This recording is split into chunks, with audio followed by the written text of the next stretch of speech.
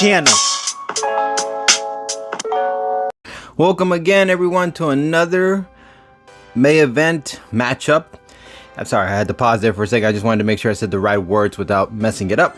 And this one is called the Cinema Match if you're not already looking at the captions. And this one is based on film characters. And you already saw who's going against who, so let's just explain the rules. I'm going to make my argument for both. On top of that, we're going to explain their feats. And then at the end, ultimately, we're going to decide a winner to see who won the fight. If you guys like or disagree, you can always leave it down in the comment section below. Leave your opinions. Just please be respectful. All right, now let's get things going. Representing 310 Yuma film, Ben Wade. All right, so let's talk about his feats. Was the grand planner of his gang's robberies, gunned down one of his own and a lawman, while the lawman had his guy at gunpoint. He managed to be fast enough to take them both out before the one holding the gun could comprehend what was happening. Stabbed a man with a fork in the neck while he was sleeping. Took a beating from an old man's gun. Knocked out a man off his horse while cuffed and then tossed him over a cliff for speaking ill of his mama. Noticed natives in the shadows before anyone did. 3 Native American snipers were spotted. He spotted them, and then he took them out with 2 shots of his gun and his blade. He saved the lawman attempting to collect on his neck for a bounty. Kicked in the head Christian Bale's character for throwing the keys to his cuff. I forgot the character's name, but you get what I mean. He was getting old schooled tasered. Assisted in blowing up a tunnel. He fought Christian Bale's character again and almost took his life with handcuffs. Jumped off a roof onto another, survived bullets flying everywhere. He's escaped prison quite a few times.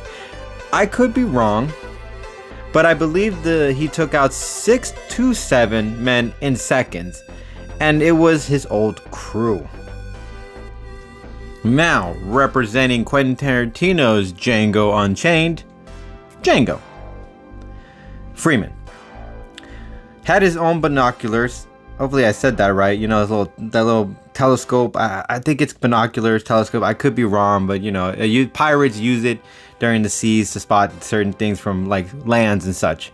You know what I'm talking about. To spot his target, a small sneaky gun that pops out of his sleeve, which he used on an evil nut who used to whip the love of his life. He whipped the crap out of a white man before he took him out with his own pistol, emptying his 6-rounder on him. Planted dynamite in a carriage to get racists to believe he was there when in actuality he was far away with a rifle ready to blow the carriage sky high with a few of them with it. He actually had help with his German friend on that end. He sniped Big Daddy, that was one of the racist guys, on his first try while he was getting away on his own. So he was riding a horse, and Django's first time sniping, he actually took him out clean. Was trained by professional bounty hunter and how to hunt and execute, but also to think with his brain. Dealt with extreme cold weather and rode horses in the snow to add to his toughness. Collecting on a bounty, he sniped a man in front of his son while they were farming. He didn't want to, but his mentor explained how that man is evil and doesn't deserve mercy for the sins he has done. Practices in the snow his trigger hand to gain speed. Took out 5 men from a bounty with the help of his partner, of course, as they ambushed the gang out of nowhere. He pretends to want to buy a fighter and plays the role as a black man who considers himself better than the slaves perfectly. Had to see brutal blood fights and dogs eating runaways, which made his espionage that much more difficult to do. Wasn't afraid when someone had a blade close to his junk. Took out 14 armed cowboys in minutes, having to switch up his pistol every so often as he had no time to reload, so he took it from the fallen ones. Tricked captors into handing him his pistol with that took 3 of them off clean, making the last one memorable pain as he blew him up with the poor bastard holding the dynamite in his hands. He took out 7 people in under a minute. He blew up a whole house. Alright, now let's talk about the end game. Okay? Pretty much how one would win over the other. So, let's talk about Ben Wade. A long drawn out fight would spell disaster for Django, as he managed to pick off several men with the time he had. Same rules could apply here. If this was just based on who gets to their gun faster, Ben might have the split second. As Django has fought his way through bullets flying in the air, he never took out another speedster drawer, somebody who can quick draw, and something like that might catch Django off guard, while Ben always prepares for a speed shot. Ben is also a sneaky snob. Sorry, not a sneaky snob. I meant to say sneaky SOB.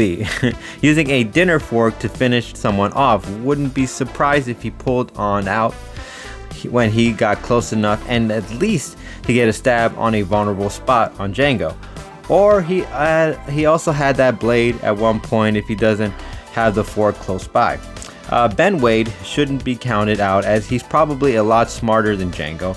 I say this because obviously one was given a chance to learn and the other was stripped of the privilege. Having more brains in a fight better your odds against an opponent. He was very good in the night. So if the fight took place around the setting, it would favor him more, and he can sneak up on even Native Americans without their knowledge, and they themselves are considered amazing warriors. He always has his gang to help him overrun Django, as he doesn't have to play fair given he's an outlaw. Better fighter in darkness, improvises when needed, and is clever with his strategies. Alright, now let's talk about Django's endgame. Django has endured way more pain in his life, as he was once a slave, and that alone is like calling yourself a military veteran. That tough grit is exactly his meal ticket to finishing off Ben, as Ben relied mostly on a gang to calculate a way where he didn't have to do much lifting. When he did get his hands dirty, he would rely on timing and picking them off one by one rather than be able to take them all on solo. Range favors him more as well, as he delivered some incredible shots from afar, whether the target was moving at fast speeds or is spotted minding their business. Wade didn't get a chance to show off how far he can shoot. The only thing shown was his speed in drawing his own piece. Speed drawing. I can't know if I'm saying it right. To me, can't be mentioned because both draw pretty fast. Their weapons, and not only that, aim with such precision, they always get their targets. So you make that case, and most likely both go down in a similar fashion. Now, if you said speed and requiring also reflexes and agility, then Django has his number.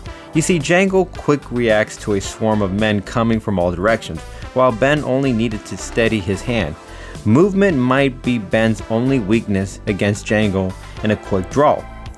A straight up fight, Django has much more rage in his spirit, as he's been fighting his whole life, and expresses that each time he steps into a showdown with anyone. Now, keep in mind, granted, Ben Wade has been fighting since he was a kid too, but he hasn't been fighting. He hasn't been throwing down with people and stuff like that. I mean, he's been getting himself into that kind of trouble. It's not like something just kept throwing wave after wave of punishment at him. He's clever enough to possibly make Ben think he would give up the fight and then pull out the sneaky gun out of his sleeve to finish him off.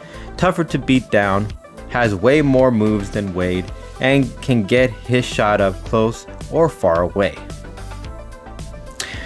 But ultimately, there has to be one clear winner, and my pick is Django. He got to show more of his skill set throughout the movie, where Ben only got to show his speed with his hands a handful of times.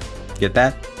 The brother took out over a dozen men on his own, while they were coming at him from all angles. Ain't no way you can compete with that. And that's it, everybody. We really appreciate you, as always, No Press fam. Please keep watching more of our show content and stuff like that. The more hours you watch, the more you give us a chance to become profitable at some point in the distant future. And as always, keeping it 800 subs. Peace. And as always, guys, if you guys enjoy our content, you know what you guys can do. You can share, you can like, or you can subscribe to our channel. When you guys subscribe to our channel, you know what you do. You guys are building our empire and allowing us to provide you guys with even much more greater content for you guys to enjoy. Shout out to all my content supporters. We're not working together, but we like to give credit where credit is due. Ivan the Unstoppable for all the knowledge of comic feats, Watch Mojo for origins and for all the background videos, Comic Historian, Comics Explained, and key issues. Go ahead and check them out and tap into the world of comics by supporting other creators. Link to channels will be in the description below.